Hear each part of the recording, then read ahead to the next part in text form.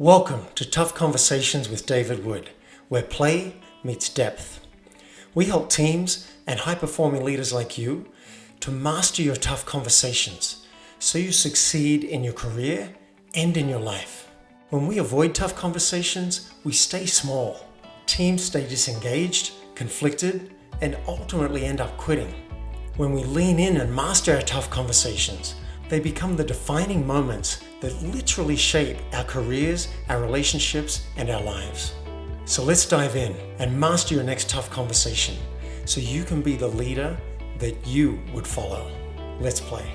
Good men need to help their confused brothers to become good men and protectors and delicious beasts, because we don't want that to go away either. I think this is going to be useful as we get into it. And Peter Van Winkle has got a comment here. Love it. Aroused heading into the next meeting. Thank you. Nice. You are welcome, Peter. So what we're talking about, the MeToo movement, when I'm a man, when I found out about the MeToo movement and started seeing it, I don't know what my initial reaction was, but after that, I started getting scared. Mm-hmm. I was like, damn, what have I done in the past, and could I be crucified for it? Mm-hmm. That was, now later I was able to look at, well, hang on, I could learn something here. Where are my blind spots, and where have I been a total ass with women? And I managed to find some things, and I was like, oh, dude, that was bad. Let's not do that again. And I have reached out a couple of times and apologized, but there was a lot of fear because it didn't seem to be like, hey, we want to learn here. This is not okay. Guys, can you do it better? It didn't seem like that. It was like, you guys are all going to jail. So I just want to stop there and see if you have any reaction to that. That was my experience of me. I can understand your fear. I actually did an 1.5 hour long Facebook Live with my partner around this because I felt a man should be there with me in the dialogue of this. But I had read an article by the New York Times where there was a male and female author, and they were suggesting that the only solution to this massive problem was to castrate every living male on the planet. And I reacted so strongly to that. I was like, no, that is not the solution. So I can understand the fear, because if within the collective there's this desire to castrate all males, that's a terrifying thing that goes into the body. It bypasses, logical mind. Yeah, and it strikes me as, like, I think it doesn't seem to me to be super productive when there's a lot of if there's some anger, I can handle some anger if it's set up in context. If it's a lot of anger, I go into fight or flight. Yeah. So I suspect what happened is that the anger of women has bubbled up, and the fear, and it's got a voice, which is awesome. I'm like, yes, bring that. And then what happened is a lot of men, I'll speak for myself, went into fight or flight, like, whoa, I can't even hear this because I'm scared for my own safety now. Yeah. And what I'm hoping is that now we can have calmer voices be heard, so that the message is still heard, and that I can listen and change my behavior and become more aware and apologize for what I can apologize for. And I'm assuming, and I can't speak to this, as I need you to, because I don't have the cover for it, but you're a woman, you can, but speak to what women can do as well to heal whatever's happening. Yeah, absolutely. So obviously, what's interesting is I'd never shared my rape story. And a month before MeToo happened, I came out on Facebook and did it live. And so it was really interesting so if you ever want to watch that, I go into it. And so there's a lot of emotion, and I share every graphic detail. And I did that because I was tired of people thinking I was this perfect creature, and I've always been perfect and everything's always perfect. I was like, no, the way that I am is because I chose to make my life have meaning outside of that one experience, and that one experience wasn't going to determine the theme of my life for the rest of my life. That was a conscious choice, and there was a lot of inner work I had to do, a lot of inner work. So I just wanted to say that, which was really interesting timing, because I was like, wow, like I didn't know that this was about to burst. It was like a dam that bursted, and it needed to burst, David, because collectively there's a lot of unconsciousness around sexuality, and there's been so much abuse, not just of women, but of little boys as well. So little girls, little boys, human beings are suffering profoundly with the shadow of sexuality, and that is everywhere. And there's inherited shadow, inherited pain, inherited trauma. And so it gets passed on, because what does a little boy do who's been violated when he starts to have the power to be sexual? He'll either completely shut down and never express his sexuality, or he'll become the perpetrator himself to try and resolve this unresolved trauma. And it happens as well with women. So there's either the shutdown or like the full seductive expression coming out in ways that are unconscious and not useful. So there's many, this is such a rich and deep conversation. It cannot be solved in one conversation, certainly not a short one. Yeah. But needless to say, it had to be had, and we had to bring it out. And yes, sometimes these things are shocking, right? Can I highlight a couple of things Yeah. that you just said? You said that the two common responses from women are to shut down the sexuality, or it can come out in unconscious ways. Mm-hmm. That's wow. That's such a rich topic to me, because and that would make sense. So a woman might be unconsciously flirting or being seductive and expressing that energy and not even realizing it, because it's not okay in our society to just express attraction and flirt and whatever. So it might come out and she doesn't even know that she's doing it. Yeah. Wow. And women are sold something domesticated when we're in that state, because once we break free, we don't care. But we're sold this idea that our only value really is our beauty, and the only real commodity that we do have to bargain with is our sexuality. And in fact, our society sells everything with sex. So sex has become a commodity, something you can just swipe through and pick and go, and it's very transactional. So that's something that we've been sold. And for those of the ones who really go, okay, that's what I'm supposed to be, then finally they go out and express it, then they're slut shamed and blamed and labeled. And That so sucks.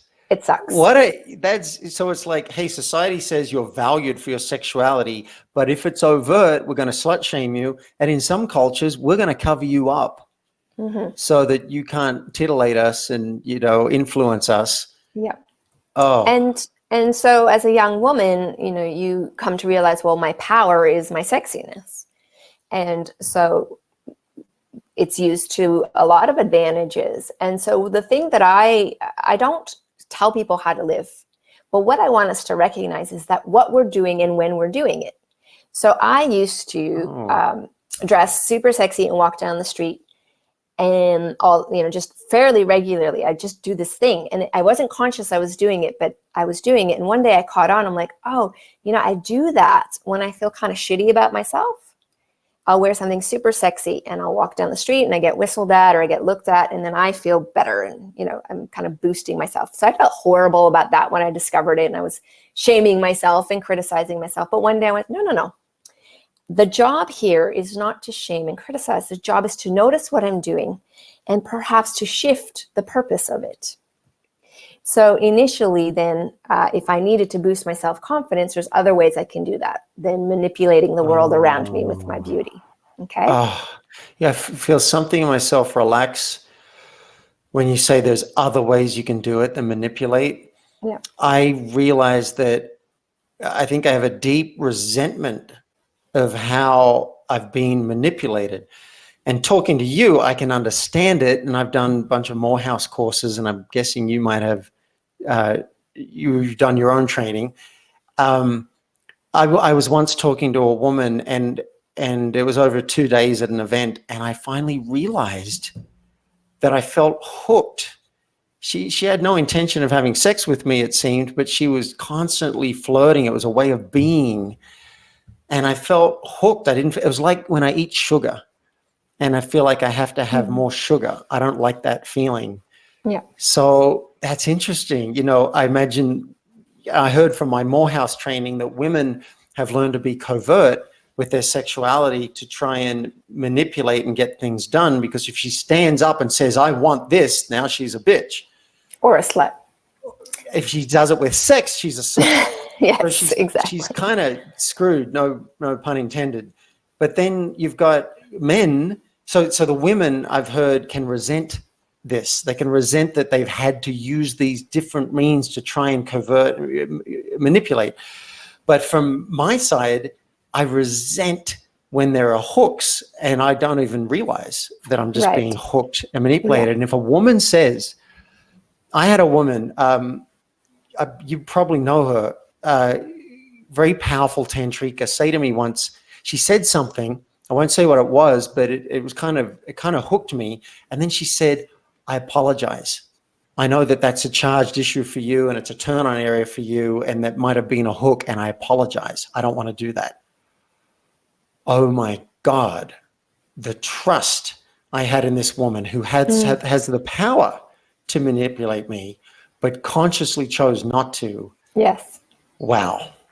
Yeah, so that's part of erotic evolving, like the erotic evolution of human beings. So we evolve physically and mentally and maybe a little bit spiritually if we dabble in that direction, but emotionally and sexually we tend to be very stunted in terms of this particular society. But I mapped out 5 evolutionary stages of Eros, and they're all very important, and they're part of what is to be a human. It's a theory, but I really try and notice, okay, this person is at that stage of development, and we need to just celebrate that. Yeah. But really meeting them where they're at and understanding they don't have that capacity to meet me in a different place. I might be in a different place. Okay. So I want to get to a couple of practicals that people can use. I want listeners to walk away with a couple of things they can do. So I'm hearing one thing for a woman is that she can be aware, like increase awareness and go, oh, I notice I did that, without shaming herself. I notice I was using that as a hook, or I notice I shut down. I shut down my sensuality. I shut down my arousal. I wonder if there's something else I can do. Is there one more tip you could give to women of how they can navigate this, let's say in the workplace, but it applies everywhere? Well, it's actually for everyone. Here's what I would love, David. All right. I would love our human collective, our human family, to start to understand that there's something gorgeously beautiful about sexual tension or erotic tension. It scintillates with electricity and aliveness in a way that almost nothing else does. I mean, I don't really look at chocolate in that way. I mean, it's exciting, but not in that same electrical way that happens when 2 or more people come together, right? And their field is just like, and it's like, whoa. But we are a instant gratification society. We think that the second we feel a little tickle, we need to act on it. And what I would love is for us to learn to delight in the feeling of aliveness without making anyone else responsible for it. And I really want men to hear that, because it's often like projected, like if I'm aroused by you, you need to now be, want to interact with me sexually. I'm like, no, but you get to have your arousal. You think it needs to be reciprocal. Okay. Yes. And for the women to really get that they don't need to act on arousal that they're witnessing in other people, and to also really allow themselves to feel their own. And it doesn't have to even be externally shown. You could just be feeling it and keep doing your work and having your thing and being productive, but you're feeling lit up and you're using it for a creative source. So the more we can actually play with erotic tension and let it enliven us, and we can relax and understand it doesn't have to have immediate meaning and immediate gratification and et cetera, then we become more masterful around this. And that's why I like to see people lit up around me, and I know exactly what I'm doing. And I have very clear boundaries. And I'm able to communicate that in a way that's deeply respectful because I respect myself. And I have really come to have those clear boundaries and the clear yes of, hey, I'm feeling really alive right now. This is amazing. Thank you for the inspiration. And that little prayer of mine, I guess, could start even today with the listeners. The next time you start to feel a little bit aroused, just notice your arousal, because we often block it. Let yourself notice it and take a really big breath into it and just acknowledge that it's you thrumming with life. That's it. You don't have to act. You don't have to do anything about it. You get to be a sexual being and not have to do something every time you feel a little tickle. I love that. So permission to feel, and it doesn't have to be reciprocal. The other person doesn't have to have turn on. I don't have to act on it. I don't have to even express it. I can just feel it and revel in it. Yep. I love that. And I want to know, for a woman specifically who is getting attention from a man, let's say in the workplace, and he's expressing, or let's say it's an innuendo or whatever it is, and she's not enjoying it. What's your recommendation there? Are you suggesting that firstly she try and feel good about it? Like, what's... No, I'm not saying that, because sometimes it's just incredibly inappropriate. So that's why I want both sexes, everybody, to take responsibility first for their arousal. If you feel really turned on, enjoy it for a little bit. It may not be appropriate to express it, and really bring in that adult, cognitive, conscious side of yourself and go, wow, like, she's such a turn on. I'm at work. She's not giving me like the eyes or anything. So there's not like an invitation to really express it. I'm not feeling that welcoming, because you can sense that you are a smart creature. You're not silly. But we block all that because we're just overwhelmed by our own arousal, and we want to make it mean something, or that it has to go somewhere. Yeah. So that's number one. If everyone could just settle into feeling that aliveness and kind of pull it back and congratulate themselves, like, ooh, that's really nice. How can I channel that into this project, right? That would be like number one. Yeah. But as a woman, if I'm receiving, I don't know, give me a sentence, a compliment, like what would it look like so I can really respond? Wow. I'll give you an example. I was recently, a woman asked someone, do you paddle? And I heard it and I said, what kind of paddling? And I thought it was funny. He thought it was funny, and we laughed about it. And she didn't think it was funny. She felt uncomfortable. So let's say an example like that, there's some kind of sexual reference. It wasn't actually aimed at her, which I'm told since makes a big difference, but I don't know. Yeah. But she's not enjoying the conversation sexual. Yeah. She's feeling a bit uncomfortable about it. Well, I think the answer might be too long for what we have time for, but I'll try and be really succinct, because this is a very deep psychosexual discussion. Psychosexual. It's psychosexual. That's what I specialize in. So, okay, there's a few things happening there. One, she obviously was in a different frame of mind, and then you reminded her that she's also a sexual being, and maybe that particular day or in that moment she wasn't really wanting to be reminded of that in herself. So that's like one thing that could have been triggered for her. It's not about you, but just like, whoa, like I don't feel safe now because I don't feel comfortable with my sexual self. So a lot of the work on behalf of women, and the work that I do with women, is to really claim that our personal sovereign space and fully abide in it. And that's actually was going to be my number two response to being safe. If we want safety, then we have to fully occupy our personal space.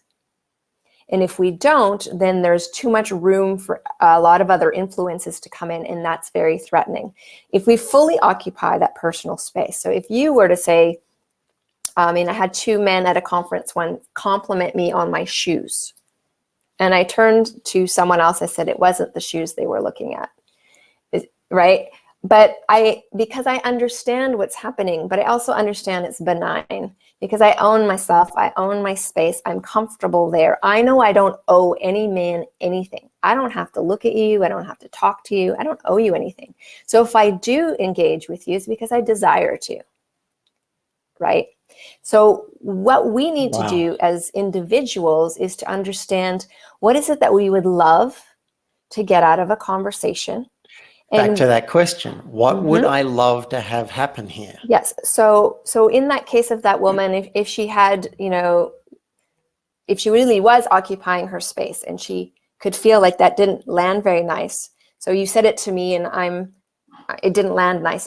I don't think it ever would not land nice, but from you, but it didn't land nice. I could say, that didn't feel very comfortable for me. I get what you're saying, but I'm not finding that funny. And just kind of owning like my feelings around it versus like shutting down. And I get that you might want to be playful with me, but today I'm actually in a lot of pain. Like I just lost my mother or my best friend or something's happened. And so it's our vulnerability in what we would love and in the truth of what we're living that can actually create a bridge. And I think it's really important to, again, that curiosity and that willingness to lean in and to assume that this person isn't trying to hurt us or manipulate us, but that they're a good person and we can be reasonable with them. Now, if they're not, I'm very happy. I've used my fist a few times and broken a few noses, so I have clear boundaries. Right? Sounds like you do. I do. Wow. But there's a lot that can happen before that piece. But some people don't respect anything. They don't respect no, they don't respect F off, they don't respect anything. So you have to resort to a very clear, distinct go away. Right? All right. Wow. Well, I can see how I can get a glimpse of how deep this topic can run. And as we move to wrap up, I'm realizing that I could see this could be easily a 2-day course, a 2-week course, a 2-month course, a 2-year course to start learning and practicing how to occupy your space. Yep. How to become aware of what you're feeling, how to set boundaries really clearly. And then from those places, choice. Hey, yes. Can I enjoy this? What would I really love here? I want to have agency and create something. Yes. Thank you. Yes, and you're welcome. And just the last thing I would say is like the ability to self-soothe. Like that was scary or that was super uncomfortable, and just soothing ourselves so we don't layer the trauma, but we're actually able to fully move through an uncomfortable experience and let it go. I think this is a skill set that's really needed because we tend to get triggered a lot these days. And so that self-soothing skill is crucial so that we're not getting overwhelmed by our interactions. Yeah. And I want to float something too before we go. It's been coming up in a local community. Some women haven't felt safe because we encourage people to express everything that's going on for them. And so guys are like, oh, woohoo, I can express my attractions. And then some women are like, dude, that's not appropriate, or I feel uncomfortable. And we're like, what do we do? Yes. And one thing that's occurred to me that I might try more, and I've suggested it to a couple of women and they're like, yeah, that might work, is even check in with someone. If you're not sure, ask. If you want to express attraction, ask. Now, even that might trigger somebody, but you got to open your mouth at some point. So it might be like, hey, I'd like to express attraction. Are you open to that, or would you prefer I didn't? Great. And that's great. And that can go for anybody. Yeah. Right? Because man, woman, also anybody. Intense. It doesn't matter what the configuration is. But here's the other thing that I think we can all learn to do a little more graciously. If you were to say that you were attracted to me, like you did earlier, which was very sweet. You said you had a lifelong crush, or however long it's been, right? Yes, crush. That's true. So I didn't contract away from that. We didn't have a breath where I could really receive it. But so when a man has come to me and they're like, wow, and they really want, and I look at them and I'm like, wow, thank you so much for really receiving my beauty, or whatever the words come to me. I'm not interested, but I really am grateful that you expressed this to me.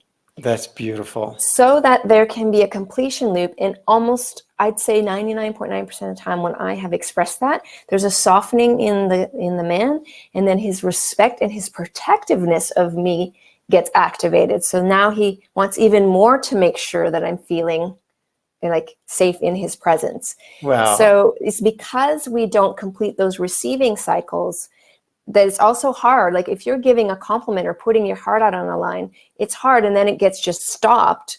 It's jarring, and then you can get angry or afraid. Like there's a lot of reactions from an incomplete cycle.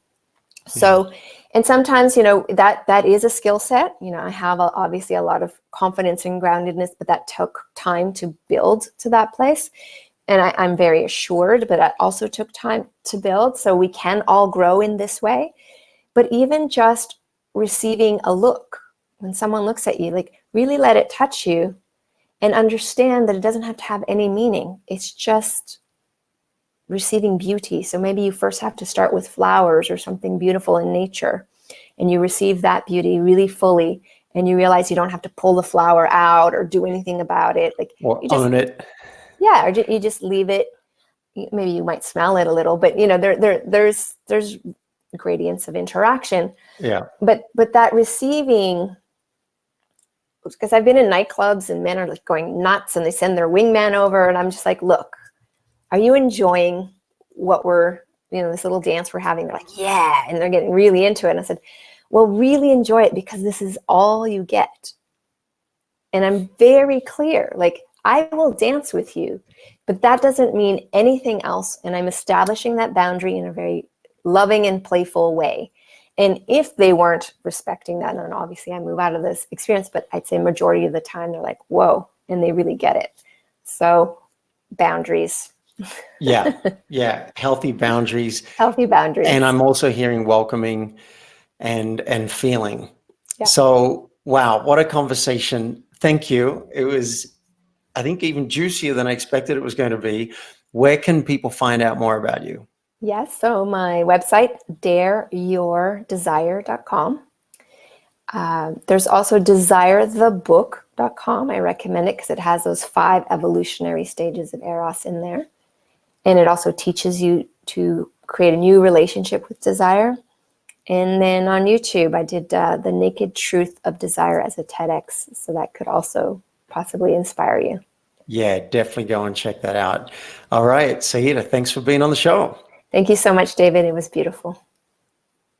All right, that's a wrap for the official episode portion. We're still live. I'm happy to just hang out with you and chat live, or we can end the broadcast and chat offline. What would you prefer? Maybe we could have a couple more minutes and I'm curious how this was landing, because I did a lot of the speaking. It was less of a conversation in this last little section.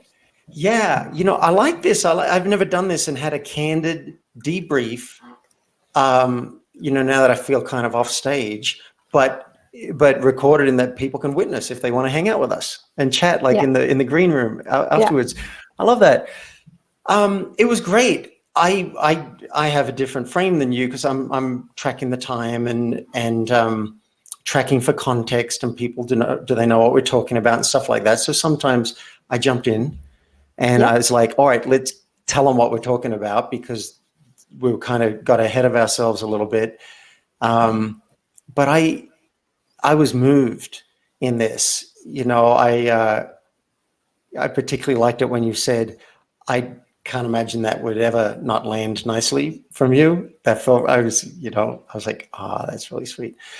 And some of the stuff we got into was really relevant for me today, because this has touched me. MeToo movement hopefully has touched everybody. And it was great. I didn't feel like you talked too much at all. Fantastic. Well, I've been working on a kind of more heightened level of Me Too in terms of the gender-based violence that is everywhere on this planet. And more specifically, I've focused my attention in South Africa.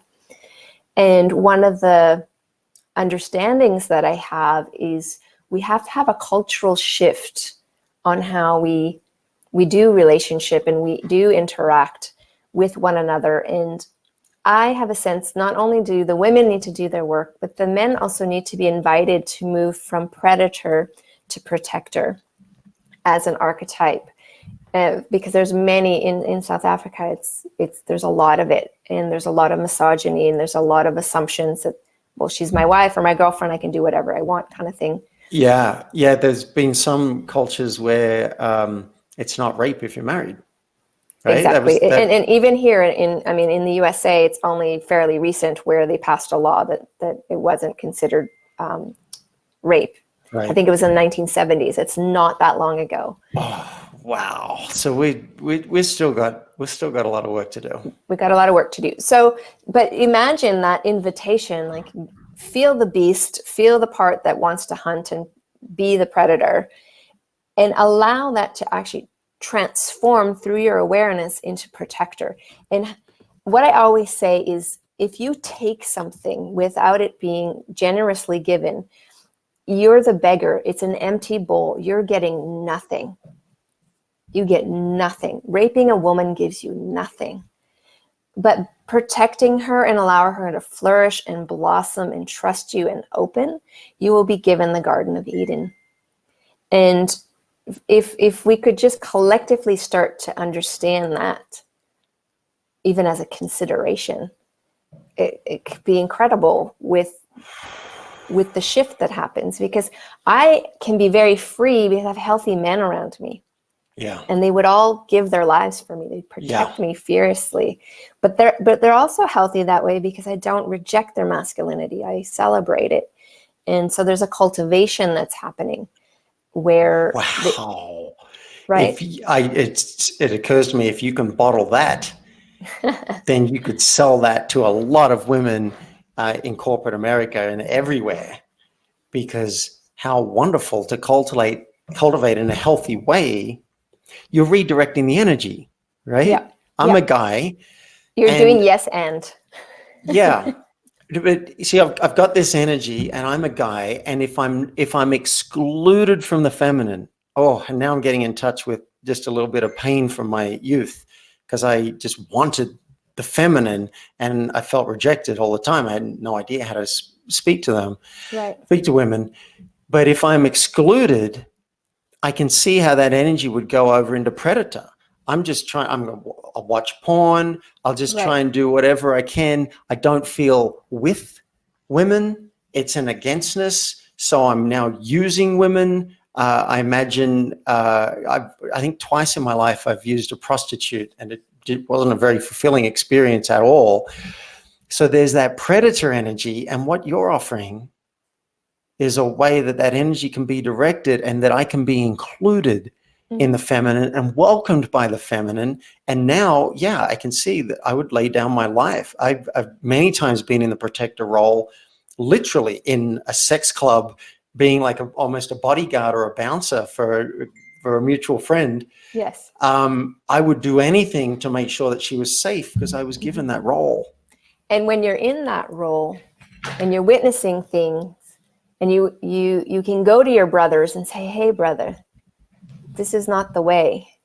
Yeah. We do this differently here. Yeah. And you teach each other as men, because it's not the sole responsibility of women to educate men on proper behavior. Good men need to help their confused brothers to become good men and protectors and delicious beasts, because we don't want that to go away either.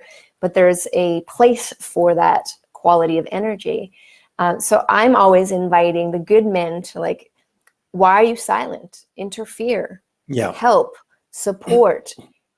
You can do that. You have that in you. It doesn't make sense always when I do it, because then I'm either mothering or, just doing it puts me in a weird role. Yeah. So we can speak up with our brothers when we see or hear something that doesn't feel right. Yeah. Well, I think I've enjoyed this after chat even more than the actual interview. So I'm gonna include this in the episode, and it's going to be a long episode, but I think well worth it. Fantastic, David. Big hugs, lots of love. Mwah. Mwah. You've been listening to Tough Conversations with David Wood. Now it's action time. Mastering your tough conversations will have a major impact on your team, your company, and you as a high-performing executive or entrepreneur. If you're ready, request a discovery session with me at playforreal.life so we can transform your team, your company, and you. And if you've enjoyed this episode, I would love you to help me spread this message of tough conversations in a very simple way. Just leave a public review at playforreal.life/podcast. And you may hear me read it out loud and thank you live on a future podcast. Now, let's play.